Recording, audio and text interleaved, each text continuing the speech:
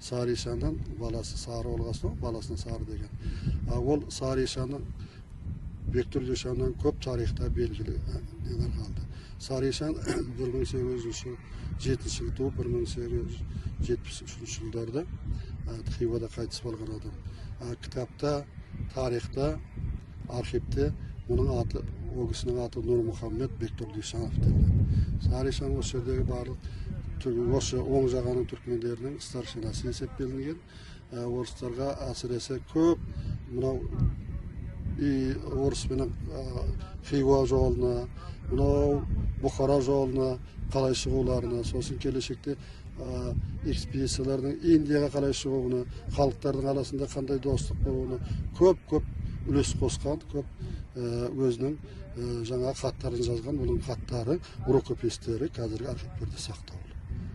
Бірақ Сары Ишан особенно 70-ші жылдарда Хиваның ханы орыстармен келісе алмағаннан кейін Сары Ишанды шақырып, Сары Ишанға бізді орыстармен жарастыр дейді. Бірақ Сары Ишан айтады, енді жарасатын уақытың өтіп кетті.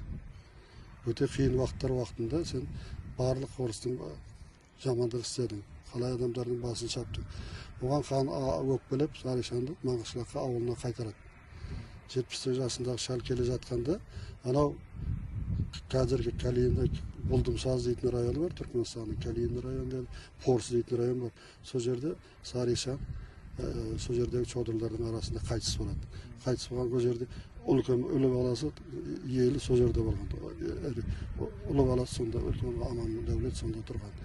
Қайтқысы үшін келе жатқанда Хивадан сол әңгіме, Хиваның ханы улапты деген әңгіме бар. Сары Ишан қазір Хивадағы мынау Хорезмдегі Ташауыз оазисіндегі бір үлкен әулие, барлық Түркменстан түркмендер ол жерді біледі, Сары Ишан деп ауыл еді. Біздің тарихта, архивте бәрі Нұрмұхаммед Ишан. Біз осы сол Ишандардың осы құбырында тұрмыз.